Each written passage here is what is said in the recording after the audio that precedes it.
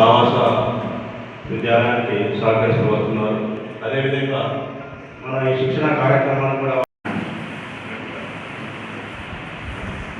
వాల్మీకి ఆవాసం సేవా భారత్ ద్వారా మనం నిర్వహిస్తున్నటువంటి పోలీస్ కానిస్టేబుల్ ఎస్ఐ ఉచిత కోచింగ్ కోచింగ్ శిక్షణార్థులకు విచ్చేసినటువంటి శిక్షార్థులందరికీ స్వాగతం, సుస్వాగతం.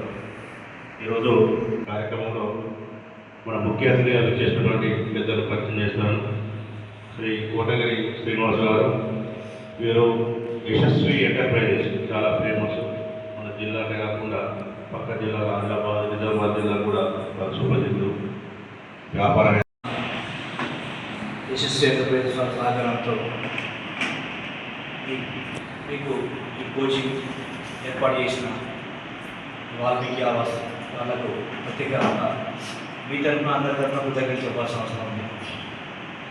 అదేవిధంగా వేదికపైన మిత్రులకు వచ్చిన ఈ ఆవాస్ సభ్యులందరూ కూడా నాకు నమస్కారం.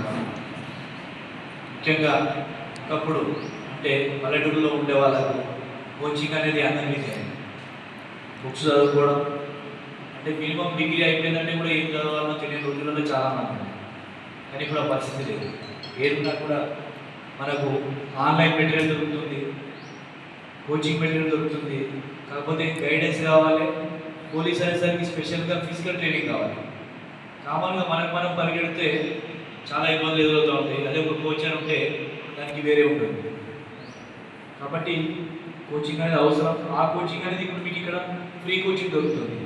అదే మీరు హైదరాబాద్ సిటీకి వెళ్ళాలంటే కోచింగ్ సెంటర్ ఫీజు కట్టాలి, మీరు ఉండడానికి ఫీజు కట్టాలి, మెటీరియల్ ఫీజు కట్టాలి. అది చాలా ఇబ్బంది, ఖర్చుతో కూడుకున్నది. ఇక్కడ మీకు దాతలు ఉన్నారు, దాతల సహకారంతో మెటీరియల్ వస్తుంది, ఫ్రీ కోచింగ్ ఇచ్చే వాళ్ళు కూడా మీకు ఉన్నారు. సో మీరు కేవలం ఏంటి ఫిజికల్ చదువుకోవడం, పడుకోవడం, తినడం అంతే. మీకు ఎలాంటి ఖర్చు లేదు. ఈ 40 రోజుల కోచింగ్ అంటే 40 రోజులు ఖచ్చితంగా టైం కేటాయించుకోండి. మీరు ఏ ప్రోగ్రామ్ వేరే ధ్యాస ఉండదు, ఏముండకూడదు. అలాంటి మీకు కూడా ఉంటుంది. ఖచ్చితంగా 45 రోజులు వస్తుందా అంటే వస్తుంది. రాకున్నా కూడా నెక్స్ట్ బెటర్ ప్రయత్నం. ఎప్పుడైనా అన్నింటికంటే ఇంకొకటి చెప్పాలంటే పోలీస్ నౌకరీ అనేది చాలా ఈజీ. పోలీస్ జాబ్ కొడుతున్నామంటే మన ఆల్రౌండర్, అదొకటి గమనించాలి. ఆల్రౌండర్ అయితేనే పోలీస్ జాబ్ కొడుతుంది.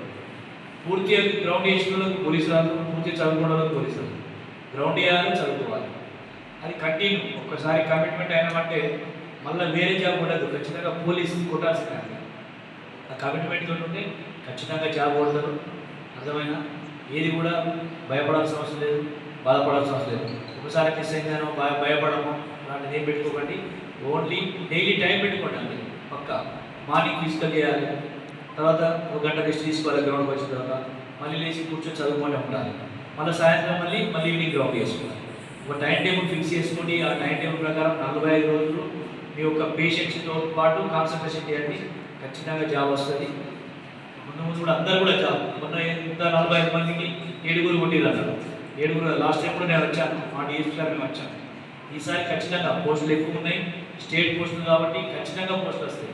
కాకపోతే ఒకటే, ఎవరైతే మొదటి రోజు నుంచి చివరి రోజు వరకు అదే కమిట్మెంట్ తోటి చదువుకుంటారో ఖచ్చితంగా వాళ్ళు సక్సెస్ అవుతారు. మధ్యలో ఏదో పుస్తకం ఉందని ముడిపంగా స్టార్ట్ చేయడం, మళ్ళీ మధ్యలో వదిలిపెట్టడం ఉంటుంది కాదు. First day to ending day అంటే ఫస్ట్ డే స్టార్ట్ అయిన నుండి ఎగ్జామ్ వరకు ఒకటే కమిట్మెంట్ ఉండాలి. ఖచ్చితంగా ఒకటే కనిపించాలి జాబ్. ఆ కమిట్మెంట్ తోటి ఉండండి, ఖచ్చితంగా అందరు సక్సెస్ అవుతారు. నేను మళ్ళీ ఎప్పుడు వస్తాను మీ అందరి దగ్గరికి. వీరైనప్పుడు వస్తూనే ఉంటాను ఫ్రీ ఉన్నప్పుడు. ఈ 40 రోజుల్లో ఖచ్చితంగా మళ్ళీ వస్తాను. మళ్ళీ వచ్చి మళ్ళీ మంచిగా మాట్లాడతాను. Okay, thank you very much.